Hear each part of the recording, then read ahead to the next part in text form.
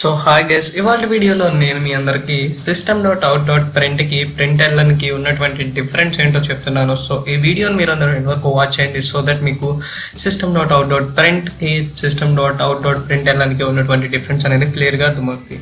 So guys, ఇవాళ video అనేది ఇందాక లాస్ట్ టైం ఉన్నటువంటి వీడియో కంటిన్యూషన్ ఉంటుంది. సో ఎవరైనా వీడియో కనుక చూసుండకపోయినట్లయితే ఒకసారి వెళ్ళి ఆ వీడియోని విజిట్ చేసి దాని తర్వాత ఇక్కడికి వచ్చినట్లయితే మీకు క్లియర్గా అర్థమవుతుంది. సో మీకేంటంటే డైరెక్ట్గా దీంట్లో సింపుల్గా ఉంటుంది కాబట్టి మీరు SYSO అని చెప్పి క్లిక్ చేసి కంట్రోల్ స్పేస్ అనేది క్లిక్ చేసి ఎంటర్ క్లిక్ చేసేస్తే డైరెక్ట్గా System.out.println అనేది వస్తుంది. ఎందుకంటే ఎక్లిప్స్ అనేది చాలా బేసిక్గా ఉంటుంది కాబట్టి. సో దీంట్లో ఏంటంటే నేను హాయ్ అనే మెసేజ్ ఇచ్చాను. సో ఇప్పుడు నాకు అవుట్పుట్ ఏమీ వస్తుంది అనేది ఫస్ట్ క్వశ్చన్. సో రన్ అనేది నేను పోయినసారి రైట్ క్లిక్ యూస్ చేసి చెప్పాను. ఇప్పుడు ఏంటంటే పైన ఇక్కడ ప్లే బటన్ ఉంటుంది, దాన్ని క్లిక్ చేసినట్లయితే కింద అవుట్పుట్ అనేది వస్తుంది. సో ఇప్పుడు చూసుకోవచ్చు కింద అవుట్పుట్ అనేది జనరేట్ అయిపోయింది కన్సోల్లో. సో దీని అవుట్పుట్ అనేది చూసినట్లయితే హలో వర్డ్ హాయ్. సో రెండు పక్కన అనేది వచ్చింది.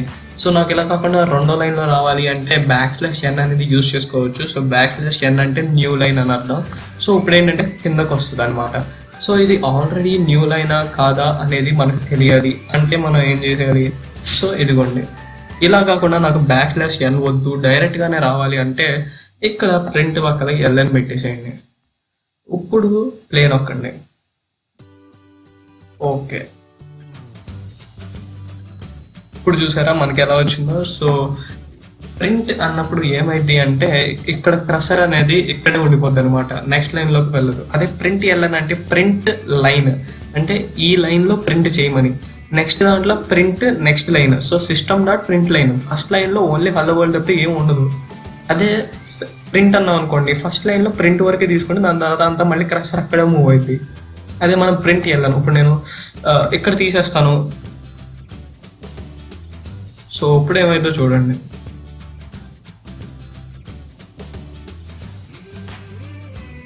చూసారు కదా, అంటే ఇది ఓన్లీ ఫస్ట్ లైన్లో మనం హలో వరల్డ్ తప్పితే ఇంకా మనకి ఏమీ తీసుకోదన్నమాట. సో డైరెక్ట్గా కర్సర్ అనేది సెకండ్ లైన్లోకి కానీ నెక్స్ట్ లైన్లోకి కానీ వెళ్ళిపోద్ది. సో ఇది గైస్ ప్రింట్కి println ఉన్నటువంటి డిఫరెన్స్. ప్రింట్ అంటే ఆ లైన్లోకి లైన్ కంటిన్యూషన్ జరుగుతుంది. సో కర్సర్ అనేది మనం టెక్స్ట్ ఎక్కడైతే ఎండ్ చేసామో దాని పక్కనే ఆగుద్ది. అదే println అయితే టెక్స్ట్లో ఆ లైన్లో ఇంకేమీ తీసుకోదు, ఆ ప్రింట్ తప్పితే దాని కింద లైన్లోకి కర్సర్ అనేది మూవ్ అయిపోద్ది.